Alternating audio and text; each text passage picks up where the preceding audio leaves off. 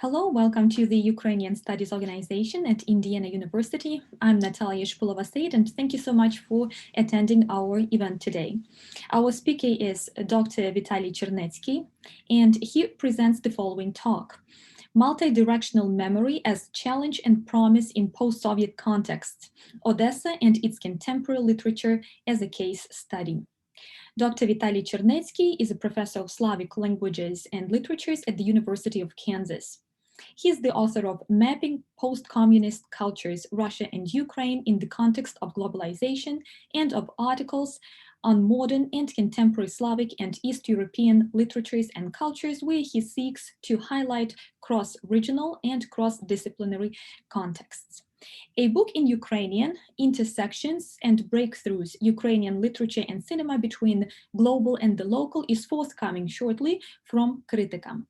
He co-edited a bilingual anthology of contemporary Ukrainian poetry, Letters from Ukraine, and an annotated Ukrainian translation of Edward Said's Culture and Imperialism, and guest-edited the special issue on Ukraine of the e-journal KinoKultura. His translations into English include Yuri Andrukhovych's Songs for a Dead Rooster. He is a past president of the American Association for Ukrainian Studies and the current vice president and learned secretary of the Shevchenko Scientific Society in the US. We will start with the lecture. Please submit your comments and questions via Q&A option, which you can see at the bottom of your screen. All questions and comments will be addressed during our discussion. If you would like to ask your question directly, please let me know and I can promote you to the panelist status and you'll be able to participate in our discussion. At this moment, I would like to welcome Dr. Chernetsky. Again, thank you so much for joining us today. Thank you so much, Natalia. Hello, everyone. Good afternoon, good morning, good evening, depending on where you're joining us from. It's a pleasure and an honor to be here. And I've been following with great admiration the work that the Ukrainian Studies organization at Indiana has been doing. And I still have very fond memories of taking part in its conference in person, which was the last academic event I was able to travel to before the pandemic lockdowns began early last spring. So today I will be talking about a topic that is especially sort of dear to me, because Odessa is a city where I was born and grew up, where I finished secondary school. I left the city when I went to study at the university, but I have maintained a lot of ties there, not just personal, but also intellectual. And I have been thinking more and more about the city and its role and its paradoxical, complicated place within Ukraine and its culture and history, and within the greater regional contexts, and about efforts by many intellectuals and creative persons to challenge, redirect, explore in new ways the city's complex and contradictory history, its multicultural makeup, and to find new productive ways of engaging with it. For my talk, I do have a PowerPoint that I would like to share with you now. So I will start sharing the screen. Give me a second. That's always technologically a second or two, and then I will continue.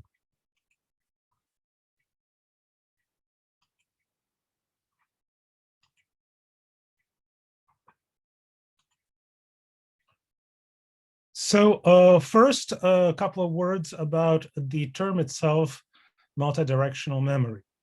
It may be very familiar to some of you. It may be new to others. And I am also pleased and honored in that, to me, the emergence of this concept and its current prominence was something that I found greatly intellectually fascinating and personally rewarding, because I also happen to know the author of the book where this term was first articulated convincingly, Michael Rothberg. Since the days both he and I were just starting graduate school at different universities, but we met, I believe in 1990 or 1991, and we have stayed in touch on and off, and have recently again reconnected in more intense and intellectually productive ways. Professor Rosberg teaches at UCLA, and he and his work have been hugely influential now. The book, as you see, has a very important subtitle, Remembering the Holocaust in the Age of Decolonization. And one of its central premises is that memory, approaches to memory should not be as a zero-sum game. When we importantly value one thing, we should not be thinking about this as being mutually exclusive. And he and his ideas have been drawn recently into public debates in Germany in the relationship between the memory of the Holocaust and the engagement with global migrations, the presence of refugees, especially refugees that are coming from non-European countries, and how Germany as a state in its public narrative and the things that it does, how does it make sense of this complicated situation? There is an interview that he gave, which gives, I think, a very good presentation of the core concept. So you have this longish quote. It's probably too complex to read for some people, because I know that I myself find the PowerPoints that are too busy with text distracting. So I'll read it as well. The concept of multidirectional memory was my response to the tension between recognizing the specificity of different traumatic histories and the need to avoid turning that specificity into sacralized uniqueness. At the turn of the 21st century, this tension played out in what many people called a quote-unquote competition of victims, and in what I call competitive memory. While such competitions and conflicts over the past are real, and at the time seem to take place especially among different minority groups, I became convinced that the dominant public and scholarly way of thinking about that phenomenon was mistaken. I described that way of thinking as zero-sum logic. That is the idea that memories crowd each other out of the public sphere. Too much Holocaust memory, the story goes, blocks remembrance of other traumas such as slavery or colonialism. Inversely, too much attention to slavery would threaten the public memory of the Holocaust. I don't think it works this way. But by looking at a particular, though significant case, the relation of Holocaust memory to memories of colonialism and slavery and to ongoing processes of decolonization, I came to a different conclusion, that collective memories build on each other through a dialogic process of borrowing, echoing, and appropriation. I call this dynamic non-zero-sum logic multidirectional memory. Sorry. So a couple of more short quotes from the book that will help to elucidate it. The concept of multidirectional memory is meant to draw attention to the dynamic transfers that take place between diverse places and times during the acts of remembrance. Thinking in terms of multidirectional memory helps explain the spiraling interactions that characterize the politics of memory. Moments that assert uniqueness coexist with complex acts of solidarity in which historical memory serves as a medium for the creation of new communal and political identities. It is often difficult to tell whether a given act of memory is more likely to produce competition or mutual understanding. Sometimes both seem to happen simultaneously. Shared histories of racism, spatial segregation, genocide, diasporic displacement, cultural destruction, and perhaps most important, savvy and creative resistance to hegemonic demands provide the grounds for new forms of collectivity that would not ignore equally powerful histories of division and difference. So he goes on to say that despite the plenty of violence and willed oblivion that can accompany acts of remembrance, hegemonic and sometimes even subaltern, and even though he deals with the rather dark subject memory, Rothberg emphasizes that the book has been written under the sign of optimism, that we need to look for places and moments that create unexpected acts of empathy and solidarity, and to try to construct new forms of solidarity and new visions of justice. Understanding conflict entails understanding those kind of complex, interactive, competing memories. So if we look at the context of Ukraine and the broader region, we have had,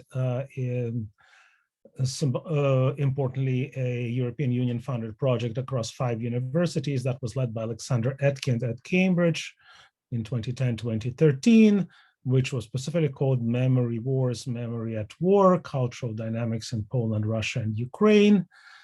And if we look at the examples of Ukraine and productive and complex ways of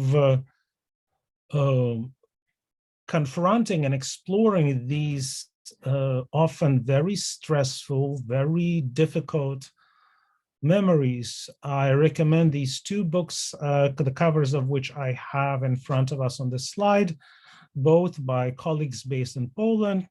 Oleg Hnatyuk's Courage and Fear, which now also exists in the English translation, and Katarzyna Kotyńska's Lviv, Reading the City Anew. It exists in Ukrainian translation as Lviv Перечитування міста, unfortunately not yet translated into English, but also really excellent book.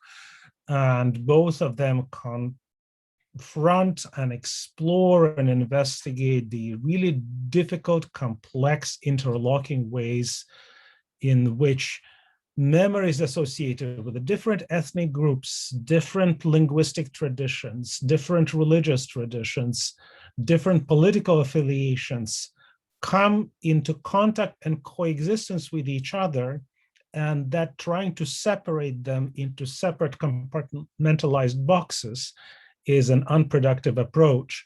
And by creating a sort of a zero-sum game, one also is not successful. Hnatyuk's book is especially important in that because it is both a scholarly book and a personal memoir. And we have works of fiction exploring the city of Lviv and its complicated multicultural, multi-directional legacy, both as works of historical fiction, sometimes more controversially, sometimes less so. I would mention here Yuri Andruchovych's Tango Smerti, the Tango of Death, which now exists in English translation, as one such example. But Victoria Melina's Dim dla Doma, a book that is now being in the process of translation into English, is perhaps an even more successful and exciting and productive element, because this book, which has this paradoxical viewpoint of a house pet, a dog, deals with both the very complicated present and legacies of the past, and the apartment, its past inhabitants and current inhabitants, their entanglement in the very complex and contradictory and trauma-producing 20th century history are then explored in that book in very successful ways. So in the case of Odessa, we are speaking now in early May, and just 2 days ago, we had the 7th anniversary of a very controversial event that really tore the city apart, namely the deaths first of 2 pro-Ukrainian independence activists, and then of several dozen opponents of Ukraine's pro-European, pro-independence integration, which those folks saw as distancing it from Russia, to which they felt culturally and politically and symbolically linked.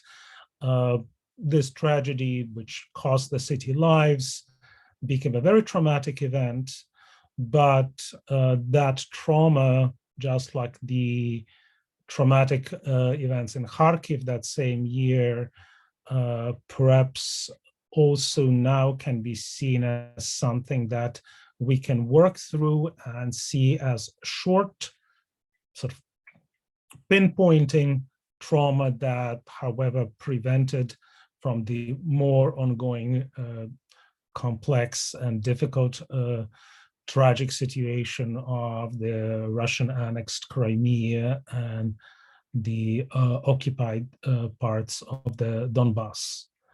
So in Odessa, there has been both public activism, including investigative activism. There is an independent group, non-partisan group of journalists and other investigators called Grupa Drugo Travnya that has been doing really excellent work and has been confronting lessons of that also by engaging with the broad strata of the society. Serhiy Dibrov, the journalist who is one of the leaders of that group, recently published a very interesting account of talking to secondary school students 7 years since, and their questions, trying to understand how this event came to be, what happened, how it unfolded minute by minute, is something that he found very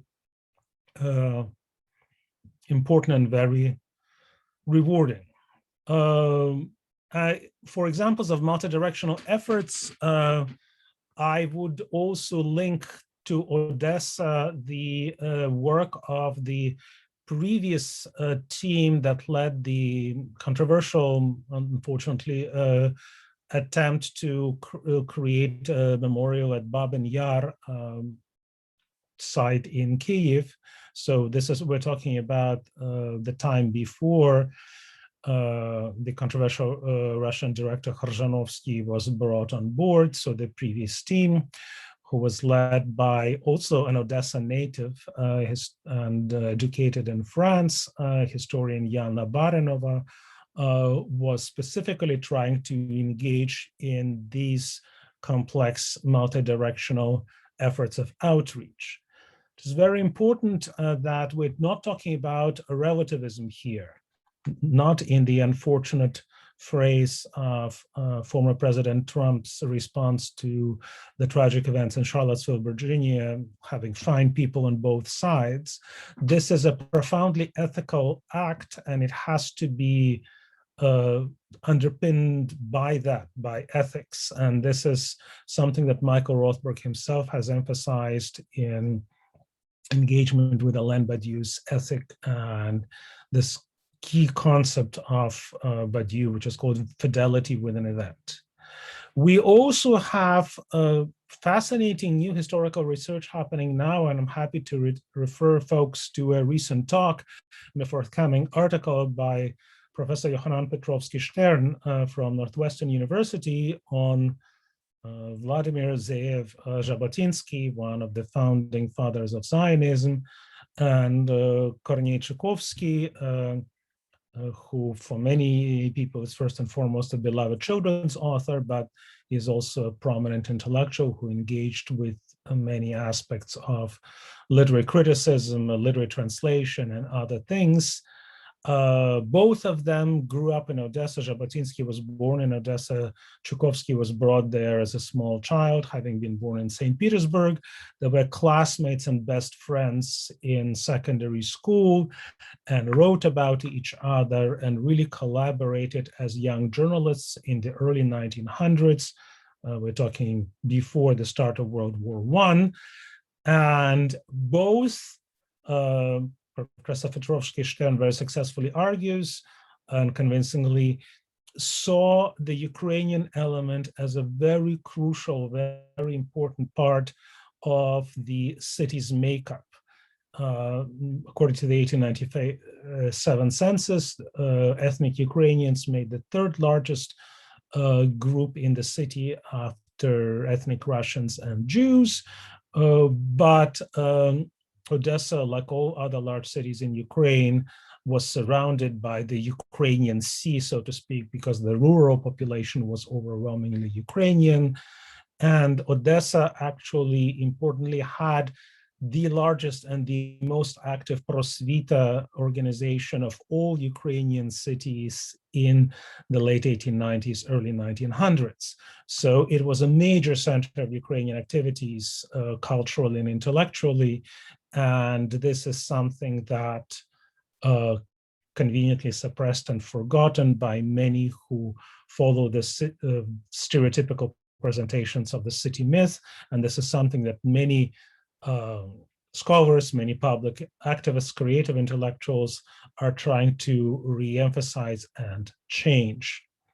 So if we look at the dominant myth of the city, the collection of stereotypes that exist about it, it is associated with secular Jewish culture primarily, so Jewish but not religious.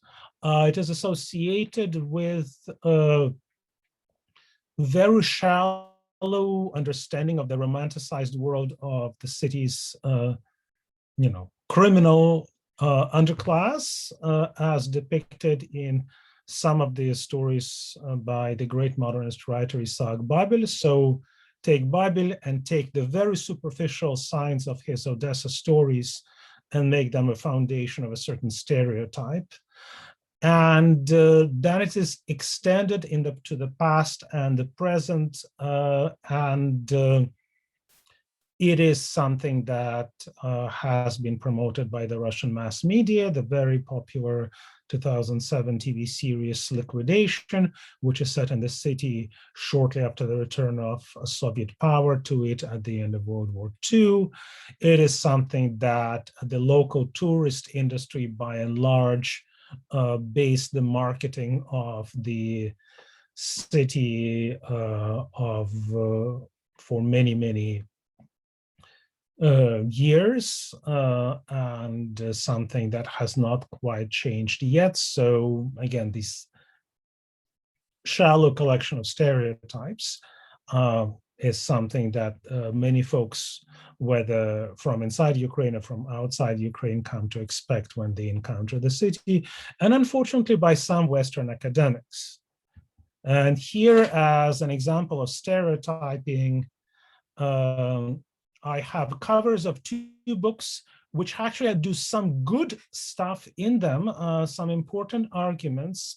And so this is not to say that I completely disagree and throw out all the work that these colleagues are saying. They actually do many good things in those books, but the way they present the city, even in the titles of the books, is unfortunate, and that filters into the argument too. One is a book by Jared Taney, City of Rogues and Schnorrers, Russia's Jews and the Myth of Old Odessa.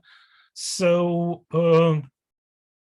by using the word myth, Taney undermines the stereotype a little bit, but first he front and center presents the myth.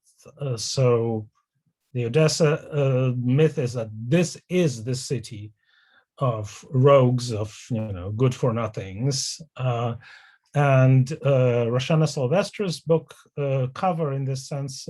So the combination of the title and the image is even more telling. Tales of Old Odessa: Crime and Civility in a City of Thieves. City of Thieves is without quotation marks. So thieves are the dominant group in the city, and you see an etching depicting the old city of Odessa with the opera house right on the cover. So from the combination of the title and the image, one comes to presume that the opera house is the main den of those thieves that for the most important part of the city's population. So and coming back to Tani, Russia's Jews, not Russian Empire's Jews, not Jews from the Pale of Settlement, but Jews of Russia, even though we're talking about a city on a territory of Ukraine, which was under Russian imperial rule for an important part of its history, but only for about a century and a quarter. We then have competitive mythologization, and this is an example of another scholar, Anna McGill-Queen, who emphasizes that in 19th century Odessa had a very important Italian community. So in her work, basically Italians obscure all the others, and she even sort of changes some of the historic 19th century persons into Italians when they were not. For instance, they were ethnic Greeks, or they were Sephardim Mediterranean Jews, where they were merchants who traded with the city of Livorno, which in the 19th century was one of Italy's most important ports, especially before the unification of Italy. This was the main port of Tuscany, and through it, a lot of grain shipment from Odessa came to other places. So because these Greek and Jewish merchants worked with Livorno, this scholar makes them into Italians, and so Italians become this one group that dominates the city entirely in her narrative. We, of course, have examples of complex and nuanced approaches, and here it covers two books by scholars whom I greatly admire. Unfortunately, the recently deceased Patricia Herlihy, basically the most important Western historian of Odessa, a founding mother of Odessa history scholarship in the West. She wrote a classic monograph about the city's history from 1794 until 1914. This is a book that was put together while she was still alive and released shortly after her untimely death. Odessa Recollected, the Port and the People, and this collects her essays over 4 decades of research about the city's history. And Tanya Richardson is a cultural anthropologist, so her book, Kaleidoscopic Odessa, History and Place in Contemporary Ukraine, as you can see in the title, emphasizes Ukraine, emphasizes history and place, and I think we have a great cover here. We have a non-glamorous case of traditional vernacular architecture from the 19th century, from the Moldovanka neighborhood, one of those storied neighborhoods that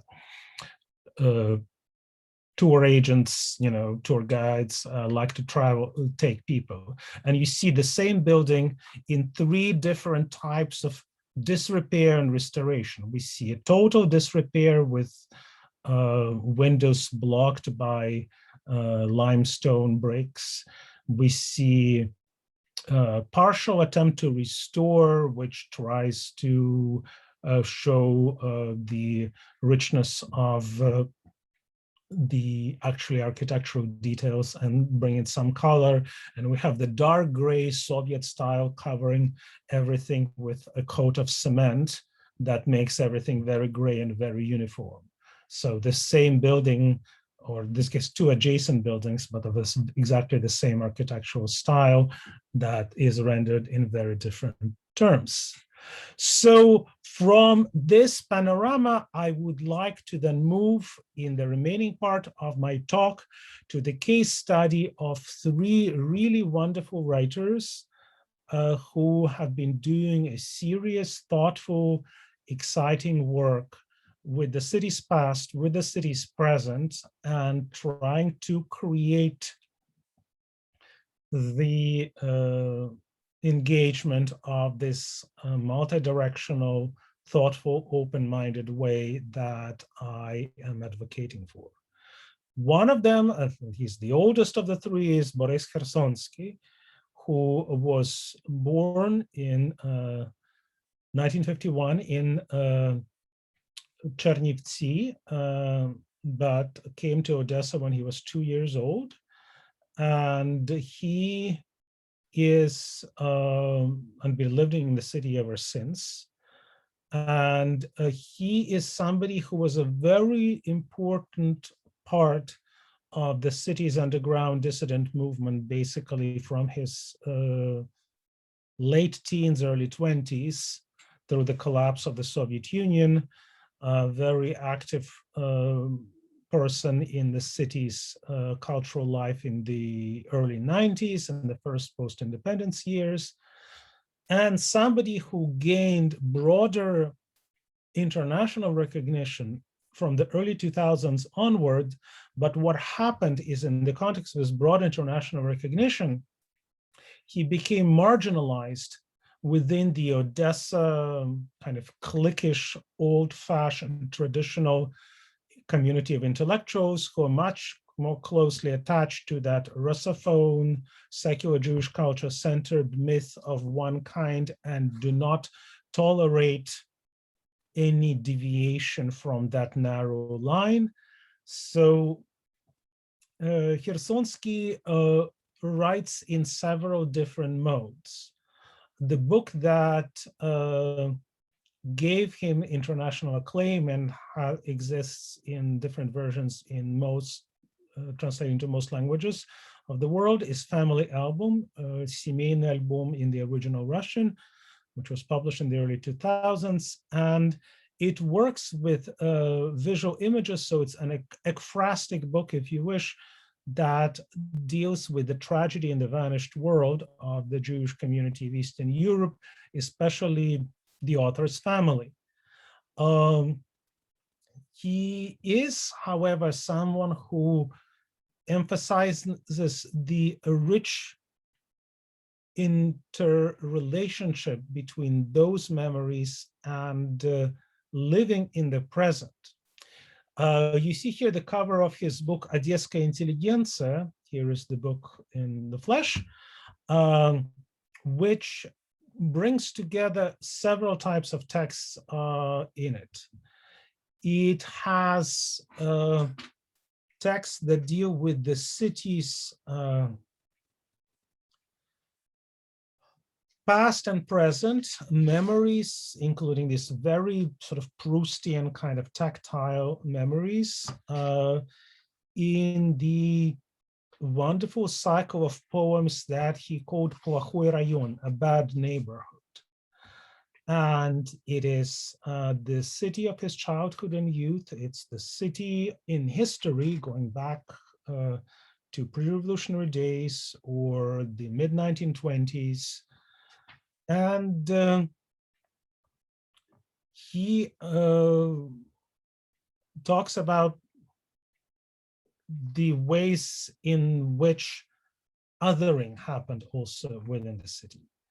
And then from the position of being othered, we have this wonderful series of short sketches, which forms the first part of this book called Zapiski Bezumца, Notes of a Madman, where Chersonsky, who is a trained clinical psychologist and worked at the Odessa Mental Hospital for many years as a medical doctor in the late Soviet days, writes about this personified character of Одесская интеллигенция, who deals with several other characters, which include Одесская форца, that is the petty traders of foreign goods, and it also deals with KGB officers, that also deals with others. And she's this eccentric, freewheeling, and very contradictory figure. And every short sketch in the every vignette in the cycle talks about the character saying that, you know, я сошел с ума от любви к одесской интеллигенции, I went mad from my love for Odessa intelligentsia. And this is an ironic statement because, of course, he's continuously teased the character, who is also Boris Garzonski, but this is not Boris Garzonski, the author, obviously, being teased and othered and treated with a distance and with suspicion. So this way it reflects the way that he became the city's literary representative, living literary representative, best known intellectually, internationally, and greatly acclaimed, and someone who is all but ostracized by the local literary establishment. So this very paradoxical situation. And Chersonsky, of course, also is a very public person in terms of his writings in social media, originally in LiveJournal, later on Facebook. So his Facebook feed is this very public diary, which contains these sketches, which contains the publication of poems, but also other serious reflections. So it becomes this mass of different kind of texts. And Chersonsky also is highly important here for his language choices, because in his reaction to Russia's annexation of Crimea and invasion of Donbass, is somebody who became much more actively engaging with Ukrainian language, including lecturing as a university professor in Ukrainian, including self-translating into Ukrainian, writing new poetry in Ukrainian, writing essays in Ukrainian. He has books which can bring together texts written originally in both languages.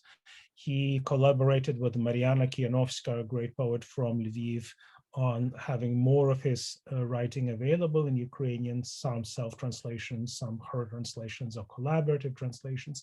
So he became a very much somebody who is pro-Ukrainian, both in civic position and in his language choices. And this is something that a lot of the old city establishment, which is aggressively clinging to the primacy of Russian language, has treated with hostility. So Chersonsky would be one of these case studies. My second case study is Ivan Kozlenko and his novel Tangier. And this is a book that was published in Ukrainian. It was first included in a journal, in the special Odessa issue of the journal Kyivska Rus in 2007. But it received little notice then. And then when a revised version of the book came out in 2017, it became a major literary event in Ukraine. It was shortlisted for BBC Book of the Year. There have been discussions about adapting it to film. And Kozlenko is a very unique and a very interesting and influential cultural figure in Ukraine. He is a native of Odessa. He comes from a family of Russified technical intelligentsia. And he made a conscious switch to Ukrainian as his main means of expression. And he's one of those folks who, when talking to other people in Ukraine or who he knows are from Ukraine, he would speak with Ukrainian only. He would never switch to Russian. He also somebody who was very important in the city's literary underground of the younger generation, late 90s, early 2000s. And he wrote this book in a way as a farewell to that Odessa, because having completed the manuscript, he actually moved to Kyiv.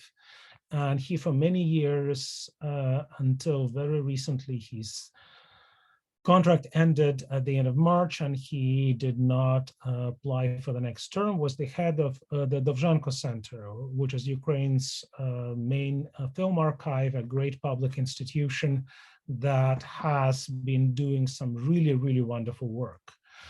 And this novel, however, shows a different side of Kozlenko in that it is a book that brings back a period of Odessa's glory as a place of innovative Ukrainian culture that is associated with silent film era, where many of Ukraine's leading writers, theater directors, and young directors participated in the Vuvku era. And the book has a complex structure, which echoes Michael Cunningham's famous novel, The Hours. So it shows us Odessa intertextually engaging with the city during the period of Ukraine's War of Independence, 1918-1920. the peak of silent film era in 26-28, and then the early 2000s. The book emphasizes the hybridity, the ambiguity, and the ambivalence of both recorded and mythologized history, and that is, I think, is the richest and most important period. And Tangier is, from the title, is taken as a symbol. It was a free city during much of its history in the 20th century, and was a place where many cultural nonconformist persons, most famously perhaps William Burroughs, escaped to. So it becomes the symbol, a city of freedom, and Odessa as a potential in the past and in the present and potential in the future is analogized with that promise, even if that promise is often cut short, subverted, and not fully realized. This remains Kozlenko's only published work of fiction, but he certainly, as a creative author, has done other things, and I really hope that he will continue exploring it in future projects. And finally, Avadin Yakovlev, a very young writer. This is his very first novel that was published last year, already in the middle of COVID lockdowns. It's a relatively thin novel, as you can see. He's relatively young, 30 years old, and this is a book that is described as a futurist detective dystopia. So it's a Ukraine of near future, but it's a Ukraine of near future which resembles the world of William Burroughs' Naked Lunch. So interestingly, both Kozlenko and Yakovlev go to Burroughs for alternative visions. So just like in Burroughs, you have the countries of annexia, free land, and interzone. In this alternative, strange near future Ukraine, there are different countries that appear, and in the world of the novel, Dnipro becomes a capital of an Amazon republic where indeed women rule, and we have men being treated as second-class citizens. And it is something of a spoof of the vision of kingdoms of Amazons from sort of commercial pop culture, not only Hollywood, but also in works from other countries. I mean, in Ukraine, the Polish comedy Sex Missia was very popular in the 80s, and this is, I think, something this book echoes. And then Odessa in the novel becomes part of this strange totalitarian or authoritarian rather, but of a different kind, country called Al-Kochubey. But most importantly in the book is there is an emphasis on gender nonconformity. Yakovlev himself identifies as bigender, and the main character of the book, Lesya, is transgender. And so this is just treated with such matter-of-factness, and it gives us Odessa of today within southern Ukraine, within Ukraine as a whole, and with that imagined near future, that it just becomes totally matter-of-fact in how it is written, and sort of all the old quarrels, they're just no longer relevant. And very importantly, this is a book written in Ukrainian, so it's a young author who makes a conscious choice in the city where Ukrainian is still a minority language on the city streets, that he produces this book in Ukrainian, and this is something he was calm and comfortable with and never second-guessed. So we see that choice, we see this emphasis on Burroughs-like utopia / dystopia of freedom and new dangerous choices that may appear in the future, and this very kind of post-Judith Butler type vision of plurality and fluidity of identities.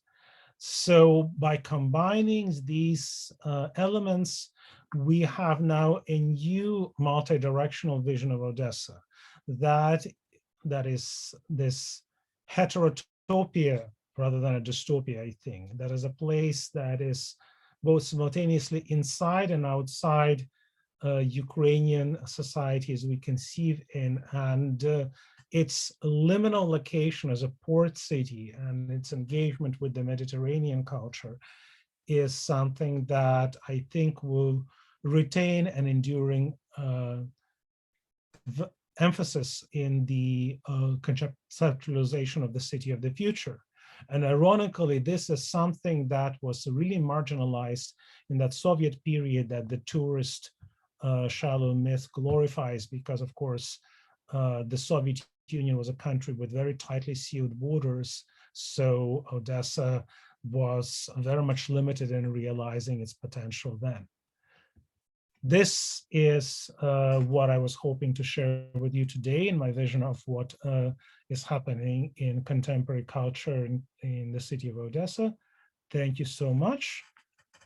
And I've stopped sharing, and I really look forward to the questions that the audience members might have.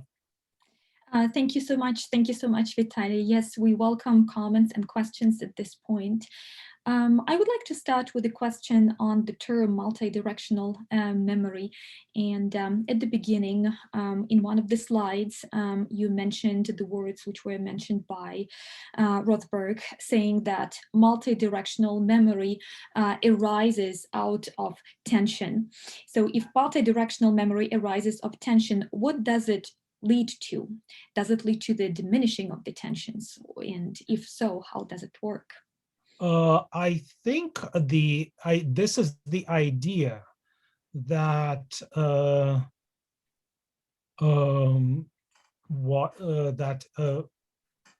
it indeed arises in those difficult situations, and it gives us at least a potential of working out new different visions where we move beyond the logic of zero sum, because especially if you look in Odessa at the events of May 2nd, 2014 and their aftermath, this is very much a zero sum approach that we see on the sides of many folks who approach this legacy. And it is the need to talk, to engage in difficult conversations, not to excuse or forgive, not as an go into sort of irresponsible relativism, but to try to find points of common and the strategies of building a future which does not plant a bomb or seeds of a future disaster, that rather addresses the difficult past, addresses those controversies, and tries to move into ways we can imagine things that are productive. But this pluralism is by no means easy. An example would be a very which to some people would seem like a totally normal issue, but something that some sides are trying to artificially inflame as a new point of conflict. Ukraine's language ombudsman, Kremin, recently published a determination that, in his opinion, the anthem of the city of Odessa, which is a song from a 1950s Soviet operetta, Белая акация, that the lyrics of the hymn, and a hymn is an official document. It's not just a poem, it's not just a song, it's something that has official state-related status. The fact that the hymn has words only in Russian is a problem in Ukraine, a country where Ukrainian is a state language. This does not mean that this is a bad anthem. This does not mean that the Russian lyrics should be banned. What this means is that we need to come up with a good Ukrainian language version of those lyrics so that this hymn continued fully performing its role. Hymn, anthem, the anthem of the city that would also have, a Ukrainian language version. And there's nothing wrong with that. For instance, O Canada exists in English and in French. And the French version was not originally there, but they came up with French lyrics for the Canadian national anthem. And that was a good thing.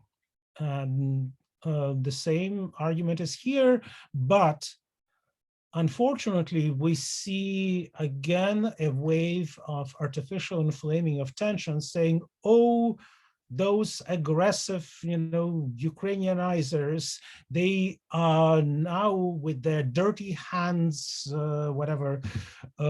abusing our city's sort of sacred, anthem that we so love. Never mind that this is a very Soviet song, that the song is in some ways very shallow, but it has a nice melody, and yes, it can be found a place in the future, but yes, let's come up with Ukrainian lyrics. I see there is a question from Professor Kuromiya. Thank you. Who mentioned an article from the New York Times about Chersonsky, in which he spoke of complex feelings about the Russian language, his native tongues. Has his sentiment about Russian changed in any substantive way? It changed after Maidan, so 2015 is already after the changes began, and of course the changes continue. And that the Chersonsky has developed a very nuanced and a very sensitive approach, in that he acknowledges that Russian is the language that he is most comfortable expressing himself in both everyday situations and creatively. But he's making an effort, conscious effort, and this is a personal, ethical, and political choice, to work as much as possible in Ukrainian, both in his professional capacity as an academic, in his role as a public figure, and in his creative role as a poet.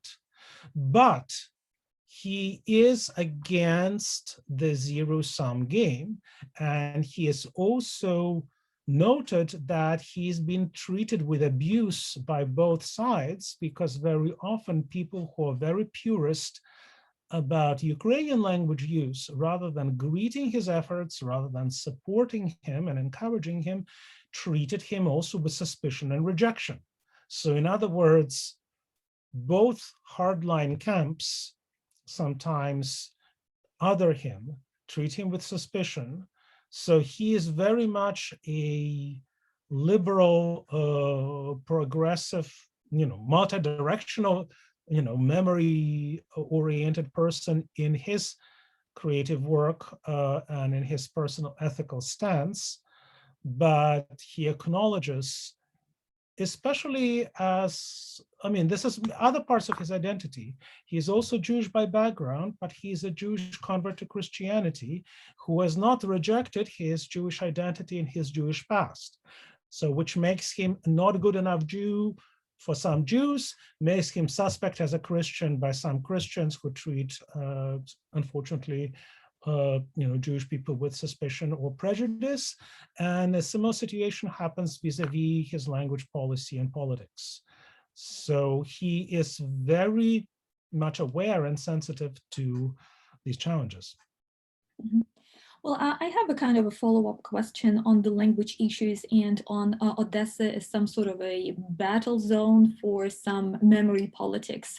Once in a while, we have conversations about whether some monuments should still exist in Odessa, or should some streets be named in some certain way. And it's an ongoing issue for many, many years, and particularly they were brought up after the events of 2014.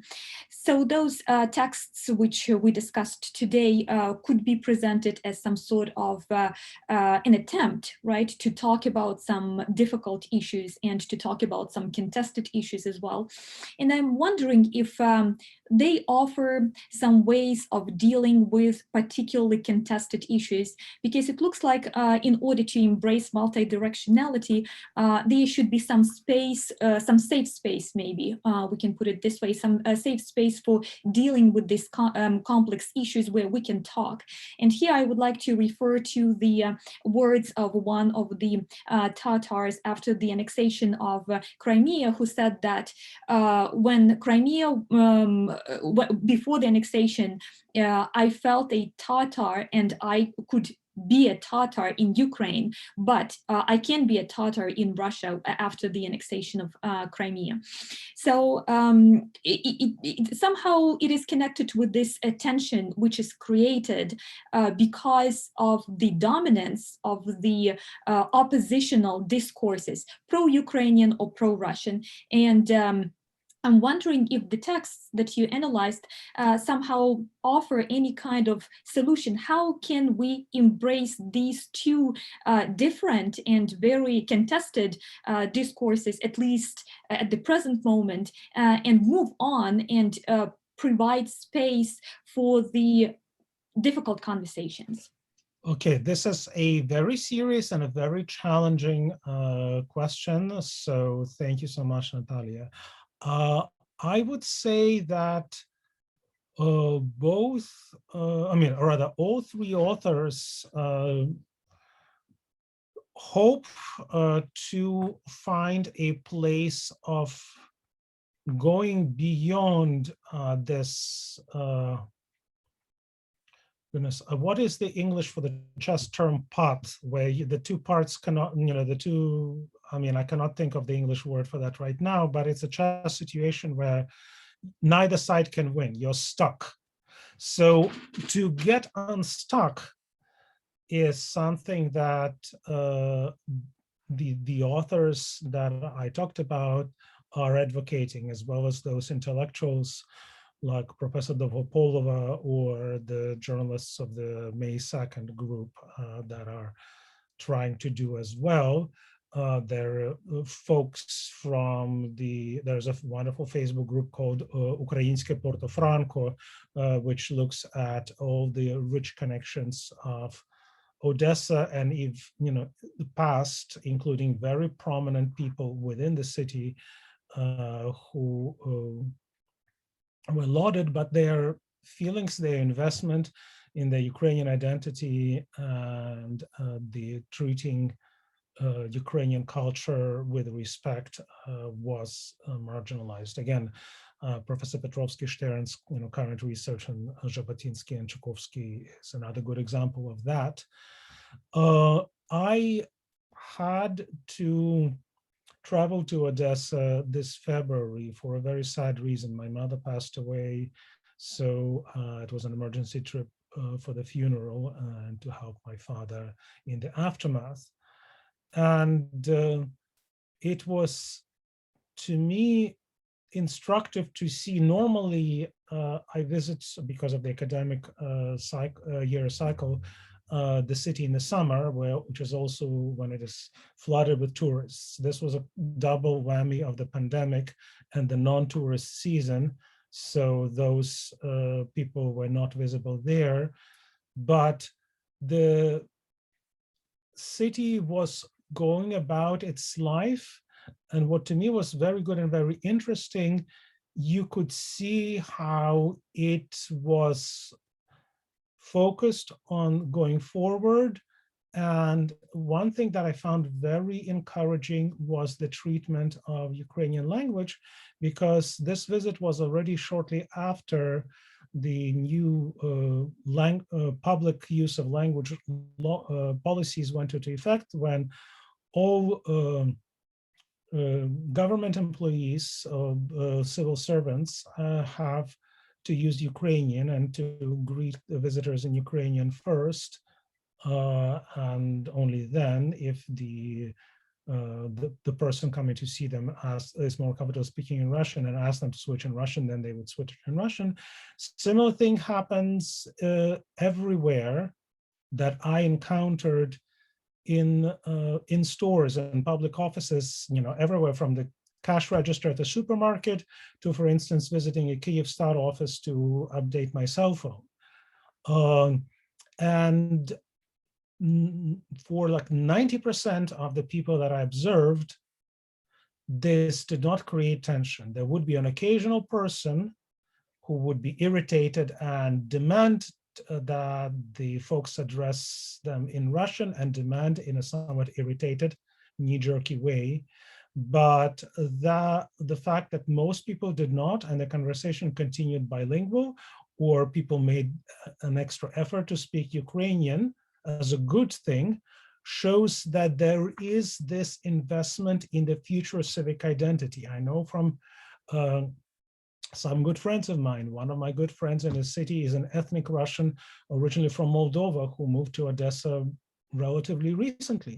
She made an effort after Maidan to learn Ukrainian, to use Ukrainian in public, to read Ukrainian books, to get to know the richness of the culture. And I think this is a wonderful thing. And the Odessa region also has become much more invested in championing its ethnic diversity. So both within the city and elsewhere, we'll talk about the legacy of the German settlement, even though most of the ethnic Germans are gone, either exiled or deported or voluntarily emigrated. Talking about the Romanians, talking about the very large Bulgarian community, the Gagauz, obviously the huge, the main issue of the Jewish legacy of the city, but also all the other ones that are very much present. I see we have other questions and other comments. There is a question that actually came in the chat from Professor Larson Powell here in Kansas City, the University of Missouri, Kansas City. Thank you so much, Larson, for being here. His question, coming from someone who's worked on this from a German angle, might be, could we pull apart distinct dimensions of multidirectional memory here, meaning one, memory of states versus memory of ethnic groups that might not correspond to states, and two, universal models of memory versus local ones.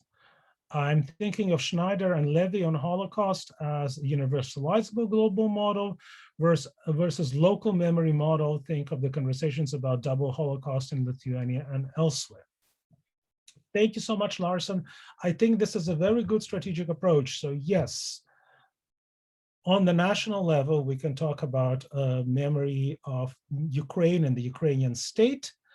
And we have the situation of stateless nations. So whether the Ukrainian memory is only ethnically identified, or is it the civic understanding of nation where belonging is open to many more others. So yes, I think that the multidirectional project that I think is at the core here is of that civic inclusive meaning of Ukraine. And as to universal versus local ones, Odessa is one of those places that, yes, emphasizes local memories. So but these local memories are not unique. So Odessa is of a paradigm. It is like Trieste, like Alexandria, like Gdansk. In some ways in Ukraine, like Lviv or Chernivtsi, but with different elements. So there is cases of comparison within Ukraine, the multi-ethnic, multilingual, multicultural element. But Lviv and Chernivtsi are landlocked cities, whereas Odessa has the port identity. And then for the port identity, we have cases of Trieste and Alexandria, which I think would be very instrumental in that these are the cities that live with the myth of their past glory, as Trieste is the main port of the Habsburg Empire, and Alexandria as this very multicultural city, thinks of Cavafy and others, which now within contemporary post-1950s Egypt is a crumbling city of relatively minor cultural importance. So Odessa is something that straddles the two. That's something very unique and local, but its local is also of a global multiplicity. You can find elements of this local elsewhere. We have two more comments in the Q&A chat. Would you like me to read those out, or? Sure. Okay, there is a follow-up question from the comment from Professor Kuramia. Historically, Odessa, thank you for reminding of the Prosvita's strength in Odessa. Historically, Odessa is in a sense more Russian and international than Kharkiv or Donetsk, both of which have Ukrainian Cossack origins. While Odessa, though not alien to the Cossacks, was created from above, so to speak, in the 18th century. Is there any clear difference between Odessans and Kharkivites, for example, about the Ukrainian and Russian pasts of their cities?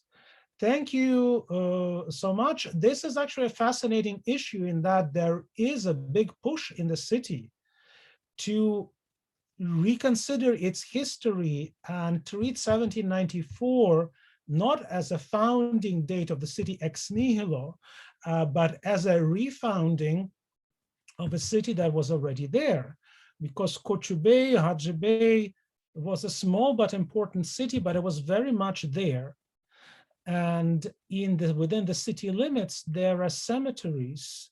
There's a very famous Cossack cemetery in the village of Osatovo, and it's basically, you can see it from one of the line number 20 of the city streetcar, that has graves dating back before 1794, 18th century, but a few decades earlier.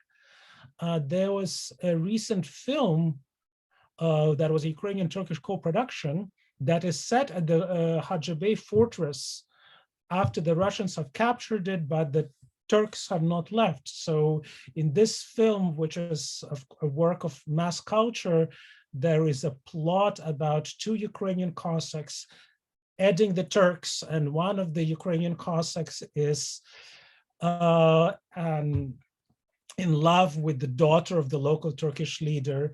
But there is also a more serious talk among the local history researchers about so-called Khanska Ukraina, so the Mezhericha, so the area between the Dniester and the Bukh, and that this was an area where both the Ottoman and the Crimean Tatar authorities welcomed and encouraged the settlement of Ukrainians earlier decades. So, in other words, Russian rule in late 1780s, early 1790s did not come to an empty land. There were people there. There was a town here in the case of Odessa, and of course there are settlements there going back to ancient Greek times.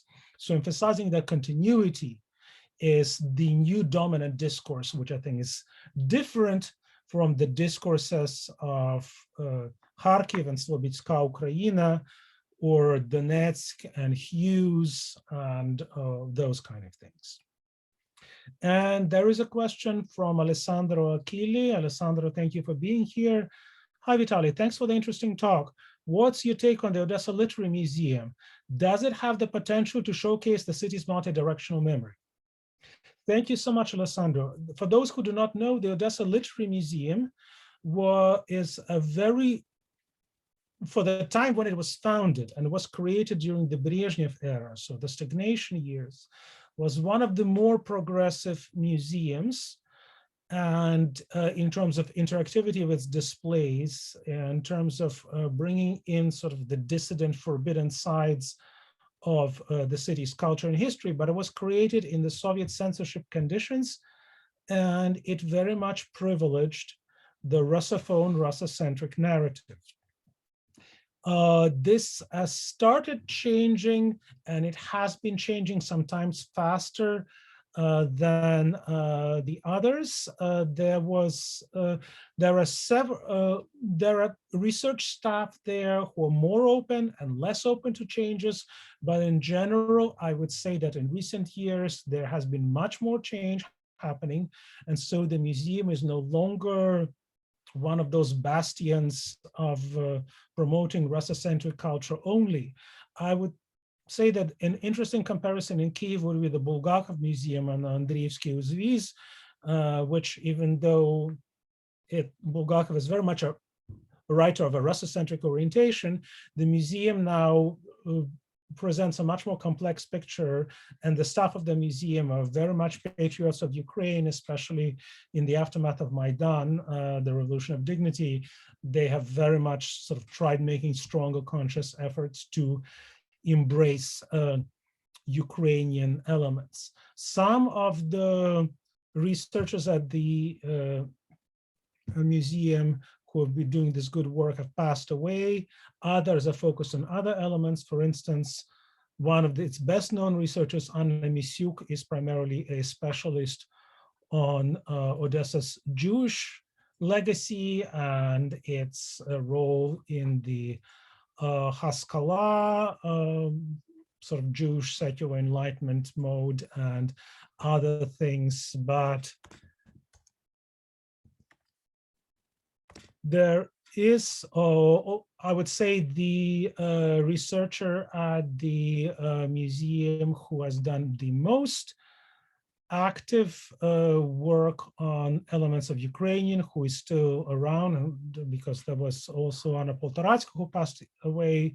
This is Olena Yavorska. So Yavorska would be a good contact at the museum as for somebody who very much takes seriously the Ukrainian side of cities' diversity. And we see this similar kind of multidirectionality from others. So for instance, Mikhailo Rashkovetsky, who is the founder of the city's Jewish Museum, he is, like Garzonski, an example of an intellectual who is Jewish by background, but very much embraces Ukrainian culture and is not at all hostile to Ukrainian things, just as looking in the past. Again, coming back to Professor Petrovsky-Stern's research, it shows that Jabotinsky was somebody who is very much a strong advocate of the Jewish idea, but also a supporter of Ukrainian national aspiration, very much sympathetic to the Ukrainian cause, and so on and so forth. Thank you so much, Vitaly. I'm sure we could easily spend another hour discussing all kinds of questions related to your talk. I would like to say thank you for your wonderful presentation and for this wonderful opportunity to talk about complex and highly entangled issues. Thank you so much. Thank you so much for having me. Thank you for the wonderful lecture series that you have organized, and that I guess one of the upside of our internet existence during the pandemic is that folks can tune in from far away. So I'm heartened that at the talk today, they were dear colleagues from other universities who participated. So thank you to you, and thank you to them and to everyone in the audience, and all the best. Thank you. Today we spoke with Dr. Vitaly Chernetsky, who presented on multi-directional memory as challenge and promise in post-Soviet context, Odessa and its contemporary literature as a case study. Thank you for attending our lecture. Information about upcoming events will be posted on the UkrSO listserv and on our Facebook page, Ukrainian Studies Organization at Indiana University. You can view previous lectures and talks on our YouTube channel, and for future recorded events, please subscribe to our channel. Again, thank you so much for attending our talk today.